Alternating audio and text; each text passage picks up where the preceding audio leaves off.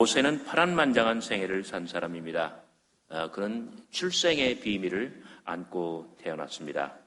수백 년 전 요셉의 일로 가문 전체가 이집트에 내려갔고 히브리인들은 이집트에 정착하게 되었습니다. 그 수백 년 동안 하나님의 은혜로 히브리인들이 너무나 번성하였고 오히려 이집트인들이 위협을 느끼게 이르렀습니다. 파라오는 이집트에서 히브리인들의 씨를 말릴 작정이었습니다. 남자아이가 태어나면 죽이는 정책입니다. 하지만 레위 지파원의 집에서는 사내 아이를 죽일 수 없었습니다. 갈대 상자에 담아 나일강 갈밭에 띄웠는데 파라오의 공주가 아기를 발견하고 데려다가 아들로 삼아서 키워냅니다. 그러나 이 아기를 키우려고 유모로 데려온 여인은 다름 아닌 생모였습니다. 생모가 유모고 유모가 생모라는 점, 바로 여기에서 남들이 알 수 없는 비밀스러운 일들이 많이도 일어납니다. 생모와 아들이 단둘이만 함께 있을 때는 여느 집안의 어머니와 아들 같습니다.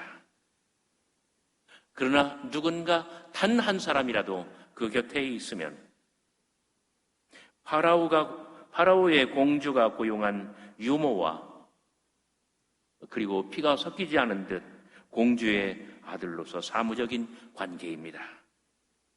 이른바 이 출생의 비밀은 아이에게 도무지 모순의 덩어리였습니다. 피 한 방울 섞이지 않은 이집트의 공주에게는 어머니라고 불러야 하고 자기를 진심으로 사랑하고 자기에게 전폭적으로 희생하는 자기를 낳은 이 친모에게는 유모처럼 사무적으로 대해야만 합니다.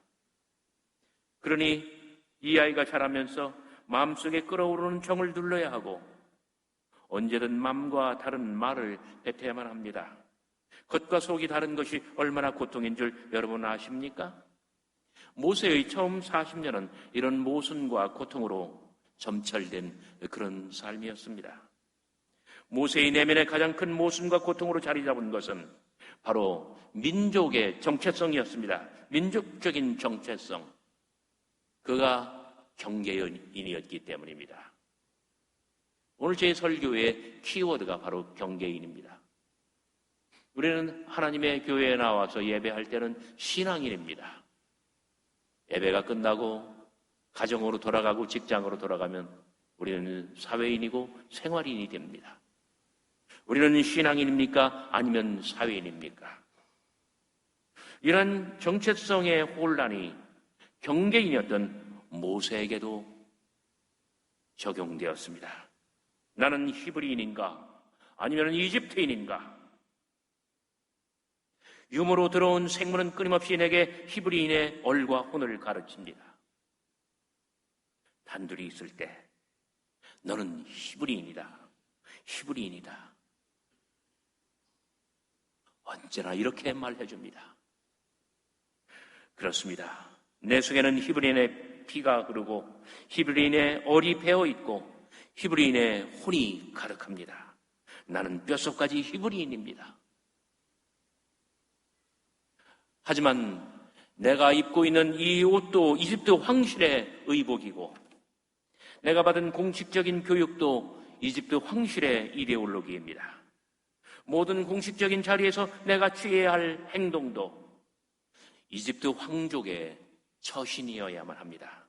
나는 분명히 이집트 황족입니다. 이렇게 경계인 모세의 내면에는 이집트적인 것과 히브리적인 것이 서로 모순된 채로 뒤섞여 있었습니다. 이집트적인 것이 힘과 권력이라면 히브리적인 것은 힘없음과 무력감입니다. 이집트적인 것이 억압과 압제라면 히브리적인 것은 굴종과 굴복입니다. 이집트적인 것이 지배와 착취라면 히브리인들의 영원한 목표는 독립과 해방, 바로 출애굽입니다.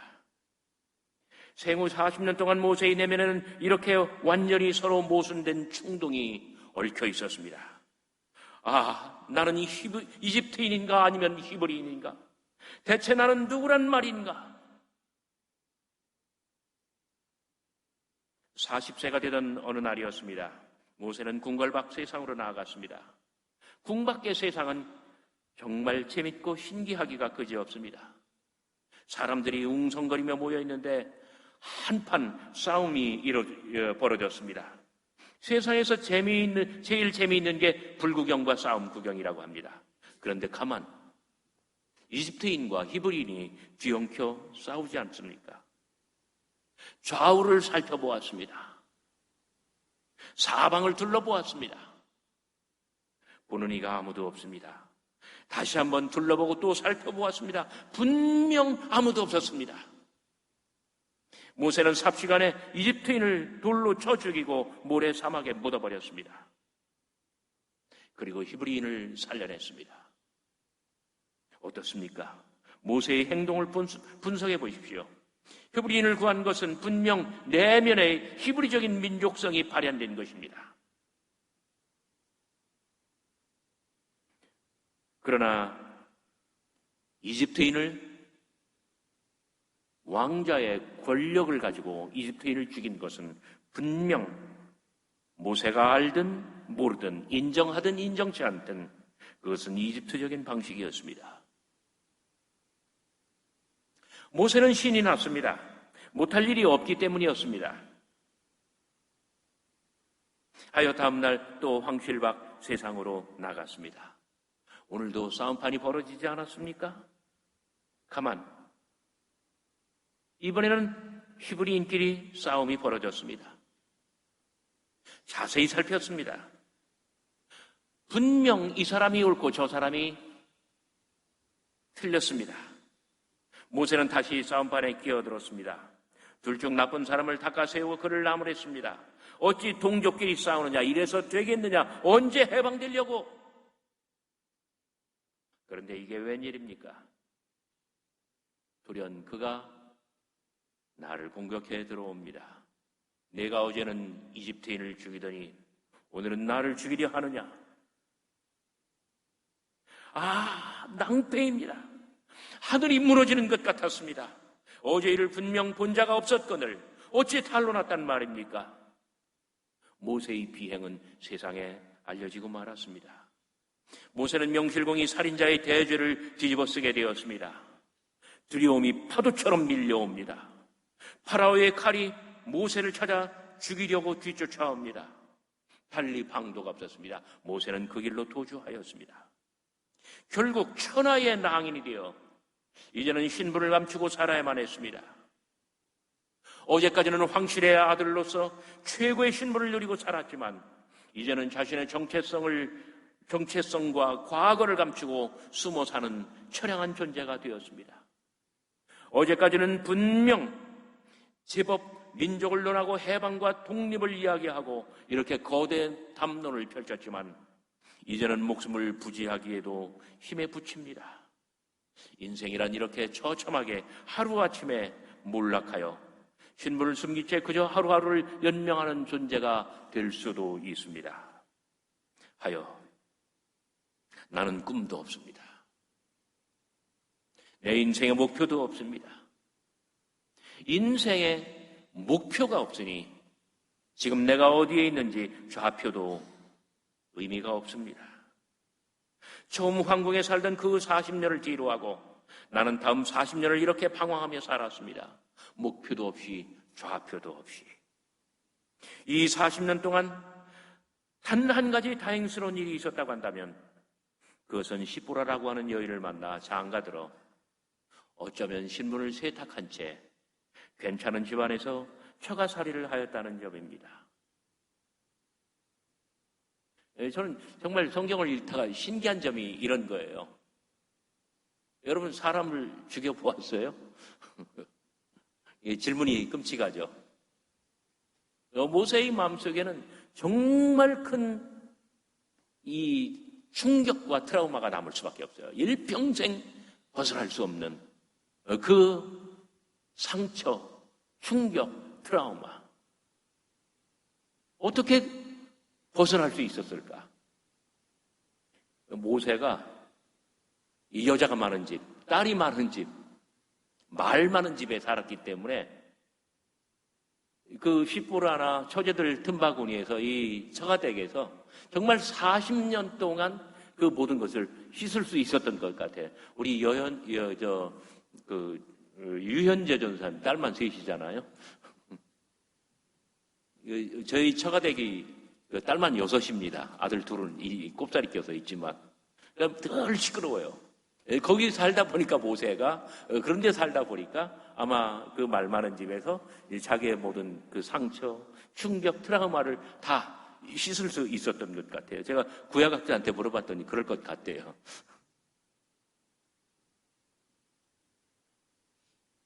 한 번도 느껴보지 못했던 가족의 따뜻함, 이 가족됨, 처음으로 모세가 느껴봅니다. 사랑보다도 깊은 정을 주고받으며 서로 보듬어주며 이렇게 말입니다. 장인의 양떼를 기르고 처가댁의 허드렛 일을 도맡아 도우면서 40년을 살인자로, 도망자로, 은신자로 이렇게 살아왔던 것입니다. 저는 이 대목을 생각하면 정말 교훈으로 가득하다고 생각해요. 정말 여기 계신 많은 남편들, 아내들, 이 남자들의 아주 이 격하고 거칠고 그리고 상처투성이인 이런 트라우마, 마음의 짐, 인생에 해결할 수 없는 그러한 것들이 가정에서 치유받을 수 있어야 돼요. 모세가 그렇게 됐잖아요. 모세는 또 모든 남자들은 이 여자들의 말을 정말 귀 기울여 들어야 되고 그리고 정말 존중해야 되고 일평생 말 잘 들어야 돼요. 참 아멘들 안 하셔. 이제 그러면 이제 모세처럼 이 경계인의 이 약점을 극복할 수 있는 거예요. 40년이 흘렀습니다. 장인의 양떼를 몰고 호렙산 정상에 오른 모세에게 여호와 하나님은 불타는 가시덤불 곁에서 나타나 말씀하십니다.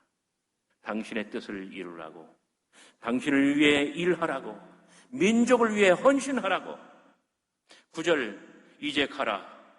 이스라엘 자손의 부르짖음이 내게 달하고 애굽 사람이 그들을 괴롭히는 학대도 내가 보았으니. 10절, 이제 내가 너를 파라오에게 보내며 너에게 내 백성 이스라엘 자손을 애굽에서 인도하여 내게 하리라. 여호와의 말씀이 모세의 귓전에 천둥처럼 다가옵니다. 하지만 모세는 너무나 당황하였습니다. 11절, 모세가 하나님께 아뢰되 내가 누구기에 파라오에게 가며 이스라엘 자손을 이집트에서 인도하여 내리까? 내가 누구기에 파라오에게 가며 이스라엘 자손을 이집트에서 인도하여 내리까? 오 주님, 40년 전에 버린 꿈을 되찾으라 하십니까? 40년 전에 망가진 목표를 다시 세우라 하십니까? 40년 전에 물거품이 되어버렸던 출애굽과 민족의 해방을 지금 나보고 이뤄내라는 것입니까? 나는 40년 전에 다 망가져 쓸모없는 인생이 되었나이다. 나의 자화상도 40년 전에 이미 죽었고 나의 능력도 나의 가능성도 40년 전에 이미 다 망가져 내 인생은 이렇게 쓰레기처럼 되었나이다. 내가 누구기에 파라오에 맞설 수 있으며 내가 누구기에 히브리인들을 능히 통솔할 수 있단 말입니까? Who am I? 나는 누구인가? 하나님이여, 내가 누구입니까? 내가 이집트인입니까? 아니면 히브리인입니까? 도무지 나는 누구입니까? 우리가 직면한 삶과 모순, 그리고 영원한 질문은 바로 이것입니다. 나는 누구인가? 나는 누구인가? 세상의 모든 종교와 철학, 그리고 학문과 예술이 직면한 질문은 바로 이것입니다. Who am I? 나는 누구인가? 숱한 모순과 갈등, 분열증과 분란을 안고 사는 나는 누구인가? 저희가 가르치는 학생들이 직면한 모순과 질문도 바로 이런 것입니다. 친구들과 함께 있을 때는 참으로 착하고 그리고 친절합니다. 그러나 집에만 돌아오면 나는 엄마를, 동생을 마구 대합니다. 나는 누구입니까? 사람들이 보는 데서는 법도 준수하고 교양 있게 행동합니다. 그런데 보는 이가 없으면 나는 욕망을 따라 아무렇게나 행동합니다. 나는 누구입니까? 나는 누구란 말입니까? 저는 대학의 교수로서 경험하는 모순과 질문도 바로 이것입니다. 나의 양심과 교양은 정의로움과 공정함과 절대선입니다. 그러나 구체적인 현장에 들어가면 나는 나의 이익을 찾고 나의 사람만을 챙기며 다른 이들을 남몰래 견제합니다. 나는 누구입니까? 우리는 신앙인으로서, 성도로서 하나님 앞에서는 신앙의 양심을 다짐하고 동료 성도들 앞에서는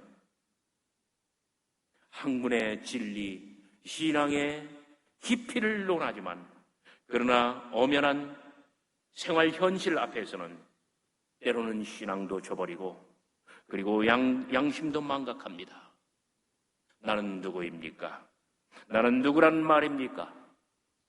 거울 속에는 다른 사람의 모습으로 또 다른 내가 내 앞에 나타납니다. 나는 누구입니까?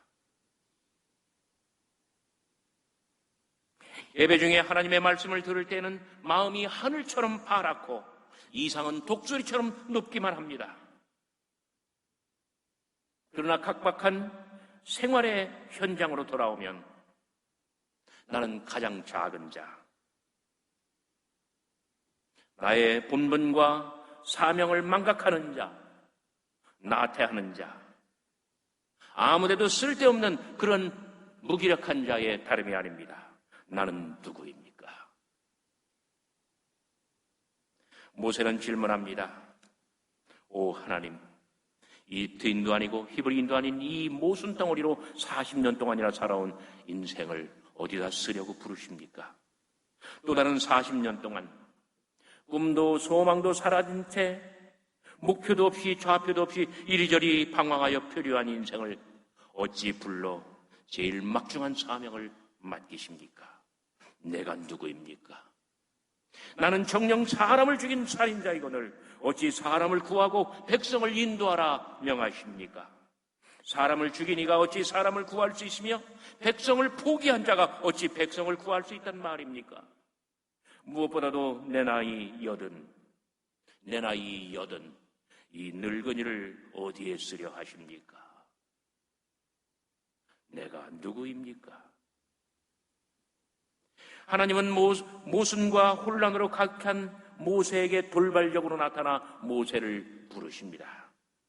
하나님의 뜻은 분명합니다. 바로 이것입니다. 네가 사람을 죽인 것도 맞고 살인자인 것도 맞다. 그러나 그때 네가 합친 것은 히브리인을 납치하던 이집트인이 아니었더냐? 이집트인을 친 것이 히브리인을 구하기 위함이 아니었더냐? 내가 40년 동안 꿈도 희망도 잃고 목표도 좌표도 없이 방황한 것도 사실이다. 하지만 이 모두가 내게 남아있던 이집트인의 옷을 완전히 벗어버리고 이집트인의 망령을 떨쳐버림이 아니었더냐.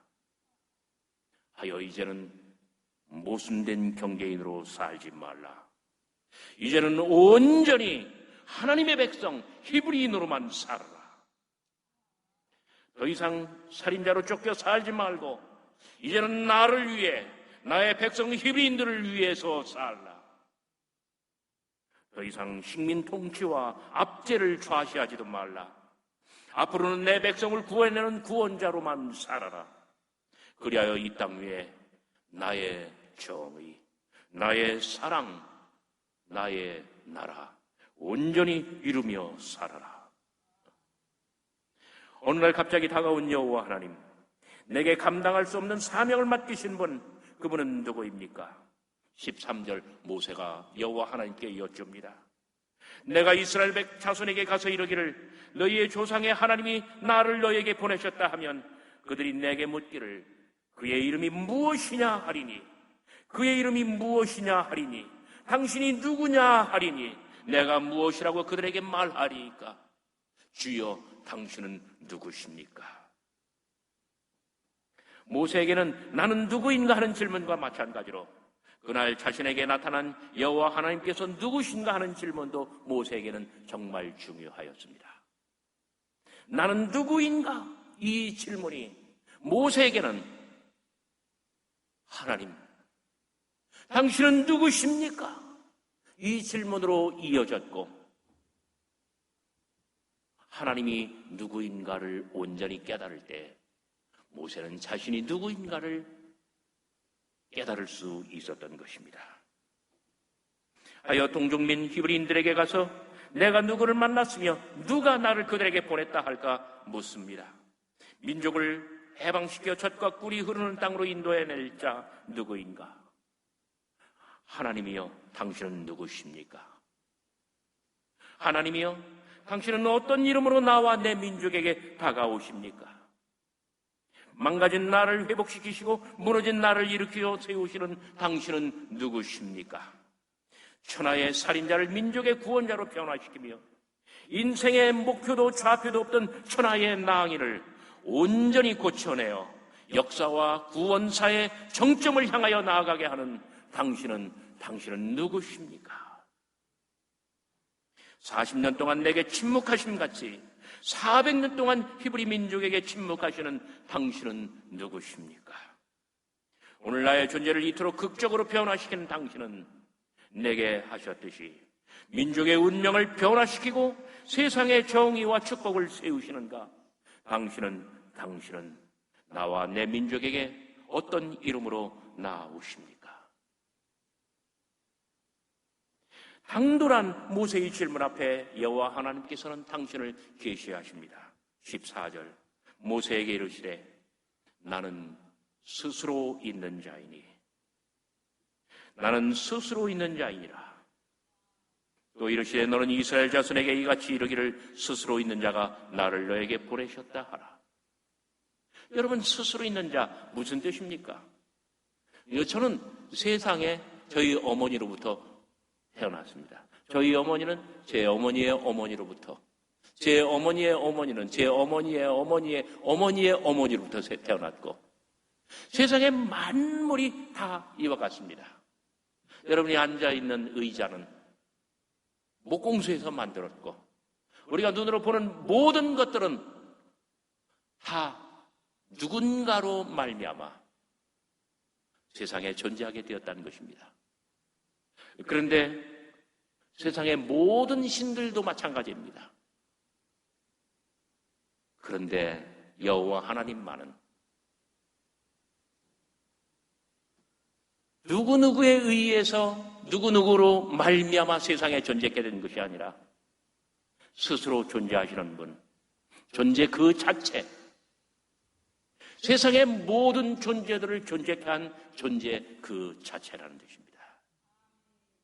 하나님, 당신은 절대 존재이십니다. 모세는 지금 절대자, 절대 존재자, 세상의 모든 존재를 존재케 한 이 절대 존재자에게 나아가고 있는 것입니다. 하나님은 스스로 계시는 분이십니다. 그리고 여호와 하나님께서는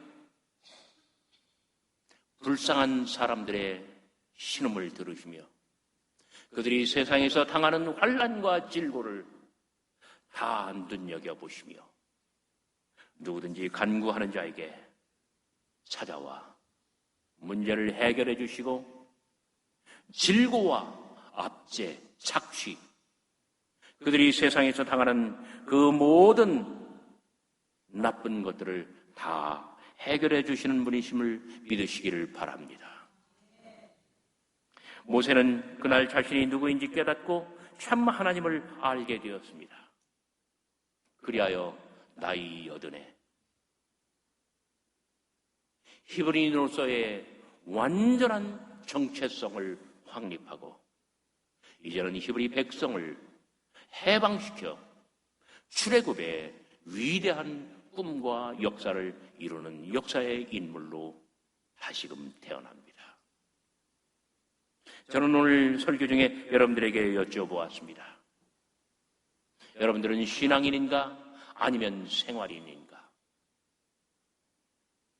우리가 늘 하나님의 존재와 하나님 그분이 나의 하나님이신 것을 마음속에 간직하고 이 땅 위에서 정말 부끄럽지 않은 신앙인으로 가장 은혜롭고 복되게 살아가시기를 주의 이름으로 축원합니다.